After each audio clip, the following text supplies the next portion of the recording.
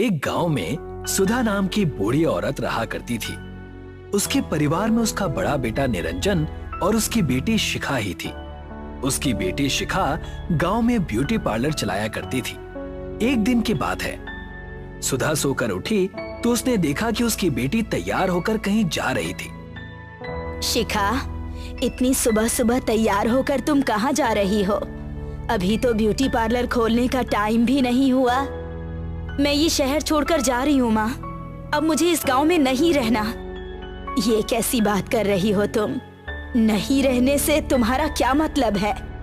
तभी सुधा का बेटा निरंजन वहां आकर बोला, शिखा, तुम बताते क्यों नहीं माँ को कि तुम ये शहर ही नहीं बल्कि देश भी छोड़कर जा रही हो, वो भी मेरे साथ। सुधा अपने बेटे की ओर देखकर बोली, बेटा, ये कैसी बातें कर रहे हो तुम?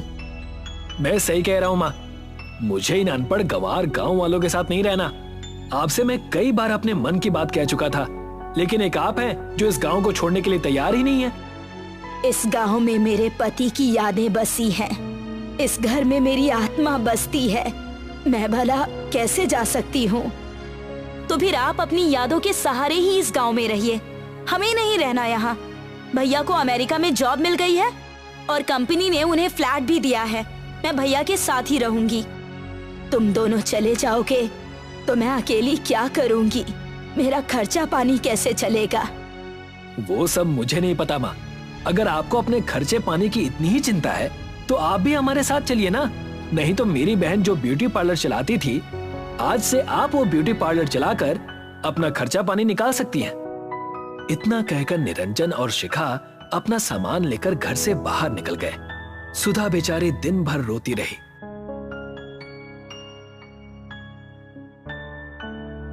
अगले दिन सुधा अपने आप से बोली, मेरे बच्चे अपने आप को समझते क्या है? इन दोनों को क्या लगता है कि उनके बगैर उनकी माँ अकेले नहीं रह सकती? शिखा शायद भूल गई कि उसने ब्यूटिशियन का कोर्स मुझसे ही सीखा था। मैं उससे बेहतर ब्यूटी पार्लर चलाकर दिखा सकती हूँ। इतना बोलकर सुधा अपने ब्यूटी पार्लर के दुकान में चली गई। दुकान के बाहर मोहिनी शायद शिखा का इंतजार कर रही थी। सुधा को देखकर वो चौंक गई। माँ जी, आप यहाँ पर क्या कर रही हैं? शिखा मेम साहब नहीं है क्या? शिखा अपने भाई के साथ इस देश को छोड़कर चली गई। आज से मैं ही इस ब्यूटी पार्लर को संभालूंगी। क्या तुम्हें मेरे साथ काम करने से कोई एतराज है? मुझे तो बस अपनी सैलरी से मतलब है। ब्यूटी पार्लर आप चलाओ या आपकी बेटी, मुझे कोई फर्क नहीं पड़ता। सुधा मुस्कुराती हुई ब्यूटी पार्लर के अंदर चली गई। कुछ देर के बाद एक 20 वर्षीय लड़की ब्यूटी पार्लर के अंदर आ गई। शिखा दीदी कहाँ है? मोहिनी के बोलने से पहले ही सुधा बोली, शिखा गांव छोड़कर चली गई है बेटी। तुम बताओ, तुम्हें क्या करवाना है? देखो, मुझे अपने चेहरे पर मसाज करवाना है। मसाज थोड़ा अच्छा करना, क्योंकि आज मुझे एक शादी में जाना है। सुधा मोहिनी की ओर देखकर बोली, सामने जो क्रीम रखी हुई है उसको उठाओ। सुधा अपने हाथों से उस लड़की की मसाज करने लगी।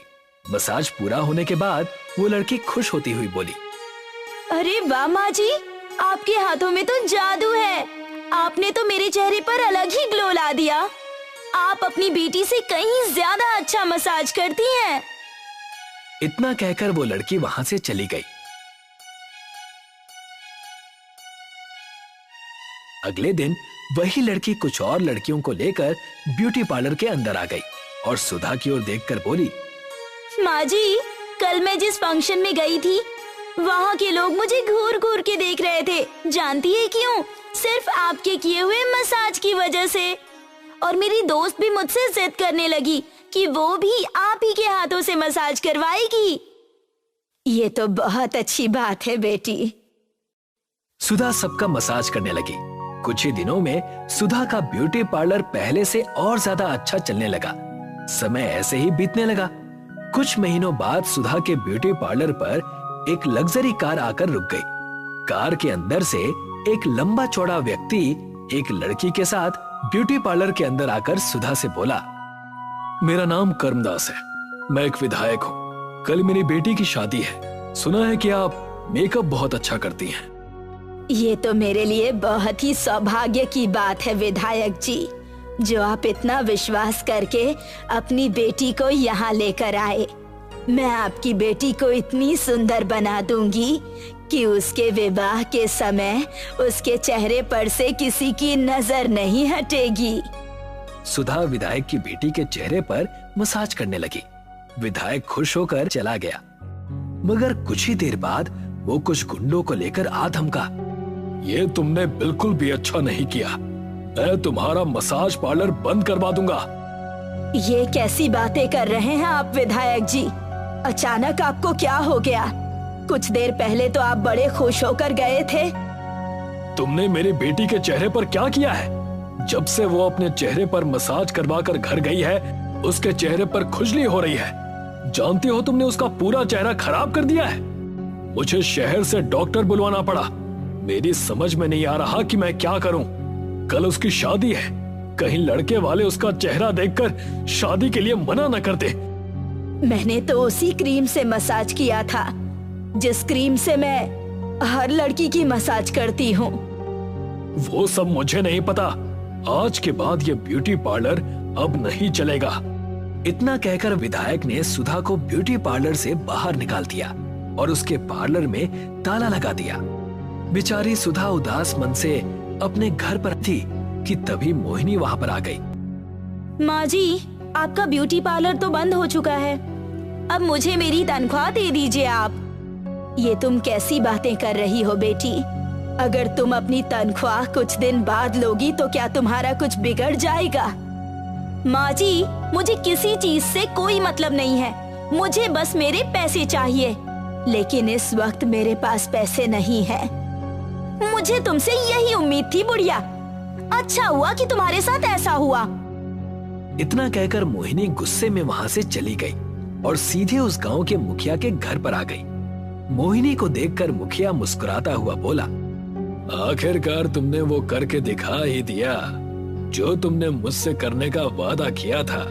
अब मैं इस गांव में अपनी बेटी का ब्यूटी पार्लर खोलूंगा और तुम्हें 2 गुनी तनख्वाह पर वहां पर रखूंगा।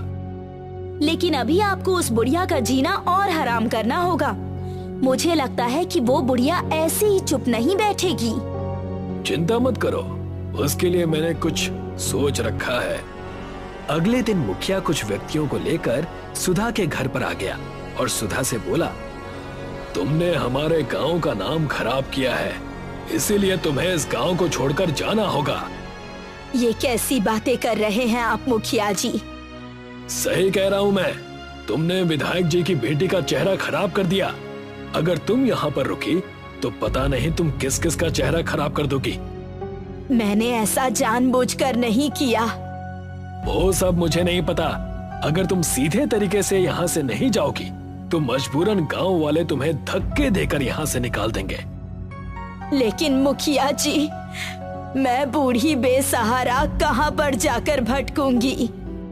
मुझे उससे कोई मतलब नहीं, यहाँ से निकल जाओ। मुखिया ने सुधा को धक्के देकर उसके ही घर से उसे बाहर निकाल दिया। सुधा बेचारी भूखी प्यासी एक खेत में जाकर गई। तभी एक अजनबी औरत सुधा के पास आ गई। कौन हो तुम? तुम्हें काफी देर से देख रही हूँ।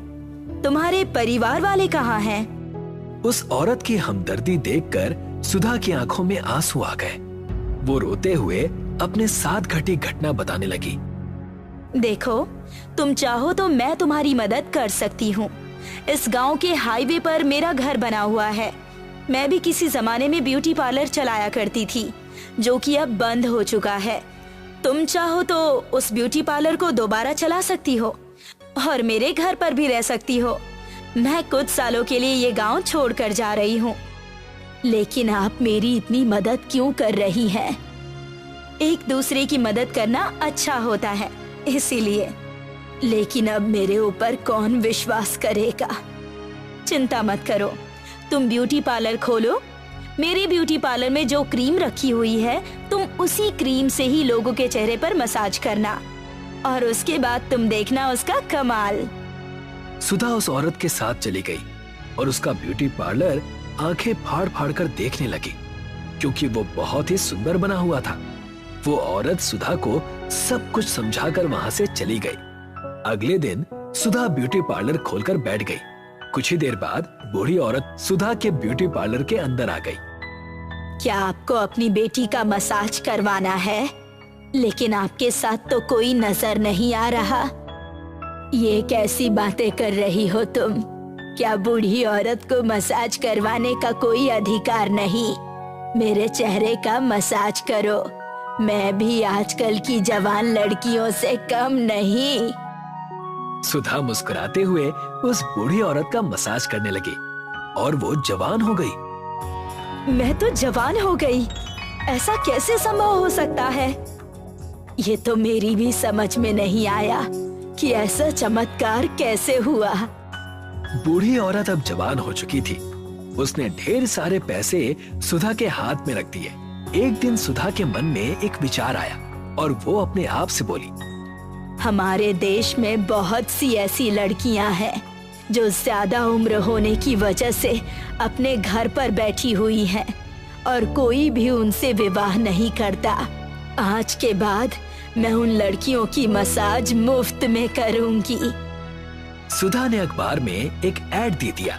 ऐड देते ही उसके मसाज पार्लर में और लड़कियों की लाइन लगने लगी जो उम्र ज्यादा होने की वजह से बूढ़ी नजर आती थी। कुछ दिनों के बाद वही विधायक अपनी बेटी को लेकर सुधा के पास आया। मुझे माफ कर दो माँ जी, मैं अपनी बेटी का बिगड़ा हुआ चेहरा देखकर कुछ ज्यादा ही क्रोधित हो गया था। मैंने आपको अपमानित किया। मुझे नहीं पता तुम्हारी बेटी का चेहरा कैसे बिगड़ा, लेकिन यकीन मानो तुम्हारी बेटी का चेहरा बिगाड़ने में मेरा कोई हाथ नहीं है। मेरी बेटी की शादी टूट गई और अब उससे कोई शादी करने को तैयार नहीं। चिंता मत कीजिए। इतना कहकर सुधा उसकी बेटी के चेहरे पर मसाज करने लगी। मसाज करते ही उसकी बेटी का चेहरा बिल्कुल ठीक हो गया। इधर गांव का मुखिया सुधा का ब्यूटी पार्लर चलना देखकर काफी परेशान हो चुका था। वो क्रोधित होते हुए मोहिनी की ओर देखकर बोला, आखिर ये सब कुछ हो क्या रहा है मोहिनी? मुझे खुद नहीं पता, बस इतना पता है कि बूढ़ी औरतें उसके पार्लर में जाती हैं और जवान होकर बाहर निकलती हैं। अरे उसने तो बहुत ज्यादा उम्र की औरतों को भी जवान करना शुरू कर दिया है। धीरे धीरे उसका नाम बढ़ता जा रहा है। अगर ऐसा ही हाल रहा तो वो दिन दूर नहीं जब उसका कद मुझसे भी बड़ा हो जाएगा। बड़ा हो नहीं जाएगा बल्कि बड़ा हो चुका है। शायद आपको पता नहीं कि जिस विधायक की बेटी का चेहरा मेरी वजह से बिगड़ा था, कल उस बुढ़िया ने उसका चेहरा बिल्कुल सही कर दिया। आखिर उसके पास ये जादुई शक्तियाँ आई कहाँ से? पता नहीं। वो जिस जगह पर अपना ब्यूटी पार्लर चला रही है, वो जगह बरसों से बंद पड़ी हुई थी।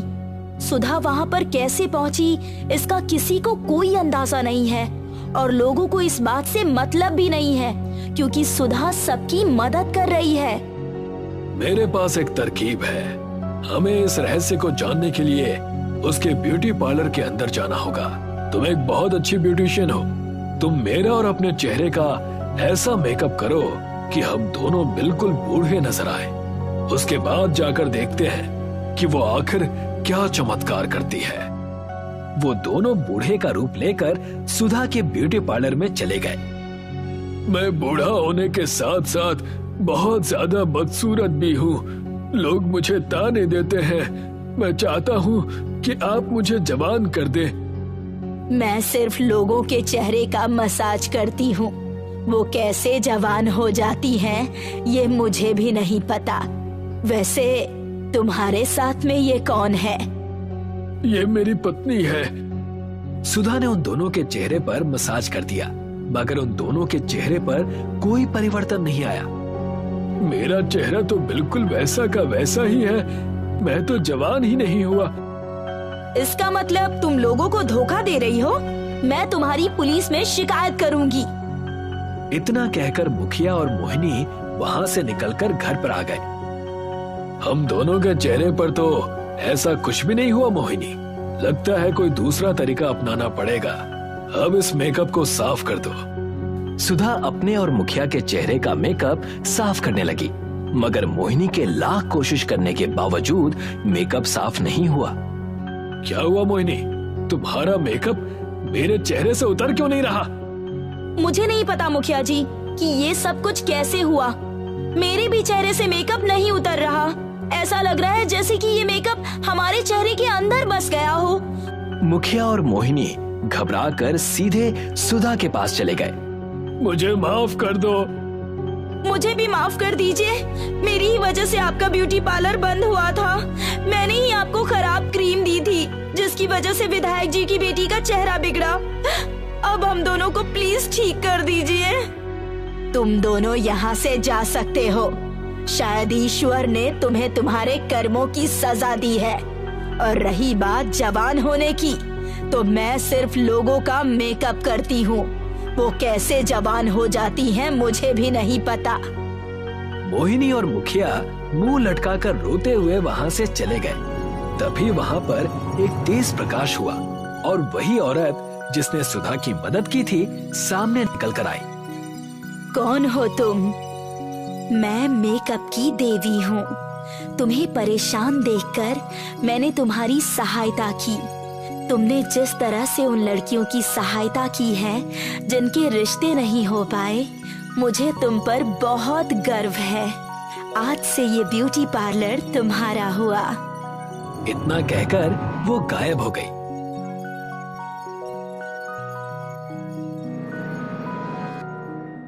पंढरपुर नाम का एक गांव था।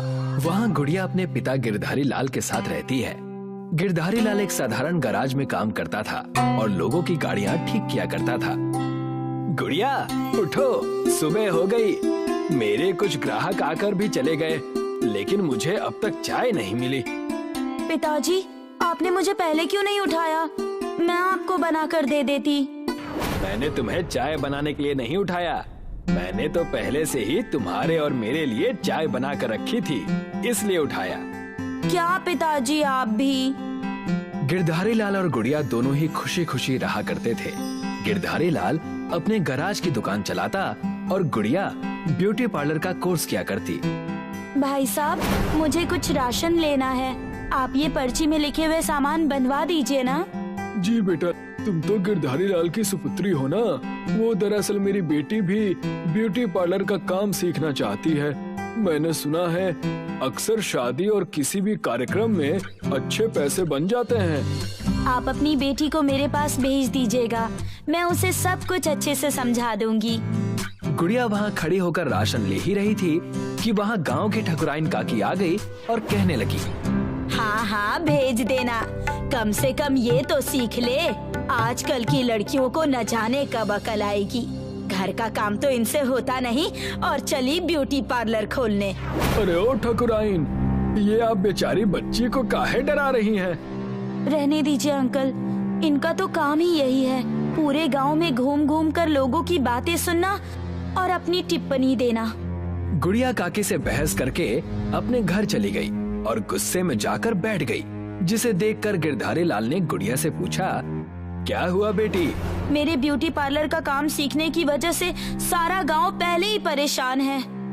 हमें दूसरों से क्या मतलब बेटा, तुम चिंता मत करो और अपना ब्यूटी पार्लर, वो क्या कहते हैं, पार्लर, हाँ पार्लर का काम पूरा कर लो। पैसे जितने चाहिए हो मुझसे ले जाना। गुड़िया शहर से ब्यूटी पार्लर का काम पूरी तरह से सीखकर गांव आ गई। गांव आते ही उसने देखा कि ठकुराइन उसके घर के बाहर खड़ी है। सुनो गिरधारी, तुम आकर कई बार मुझसे उधार पैसे लेकर गए हो, जिसका तुमने 1 रुपया भी मुझे वापस नहीं किया है। मैं सारे पैसे आपको लौटा दूंगा। मेरी बेटी का काम बस शुरू होने ही वाला है। हाँ हाँ ठीक है ठीक है, मैं अगले हफ्ते दोबारा आकर तुमसे मिलूंगी और अगर तब मुझे पैसे वापस नहीं मिले ना तो तुम्हारी खैर नहीं। ठकुराइन वहाँ से चली जाती है। उस वक्त तो गुड़िया कुछ नहीं कहती, लेकिन समझ जाती है कि सारे पैसे ठकुराइन के कर्ज थे, जिससे उसने अपनी ब्यूटी पार्लर की कोचिंग ली। अगर ये बात मुझे पता होती कि ठकुराइन के पैसों पर मैंने ये शिक्षा ली है, तो मैं कभी ब्यूटी पार्लर का काम सीखती ही नहीं। क्या करता बेटी मैं, मेरे पास कोई और रास्ता ही नहीं था। अब तुम गांव में आ गई हो तो तुम अपना ब्यूटी पार्लर खोल लो। अपने पिता की बात सुनकर गुड़िया ने ठीक वैसा ही किया। गांव के बाजार में अपना एक ब्यूटी पार्लर खोल लिया। एक छोटा सा ब्यूटी पार्लर जिसमें सजने संवरने की सारी सुविधाएं थी। ब्यूटी पार्लर खोलकर मुझे पूरे 1 हफ्ते हो गए हैं, लेकिन पिताजी मेरे ब्यूटी पार्लर में कोई भी ग्राहक नहीं आया। मेरा तो जी बहुत घबरा रहा है, कहीं हमारे सारे पैसे डूब ना जाए। घर में कुछ सोना बचा था, उससे आपने मुझे ये दुकान खोल कर दी। भगवान चाहेंगे तो सब अच्छा होगा, बस तुम मन लगाकर अपना काम करो।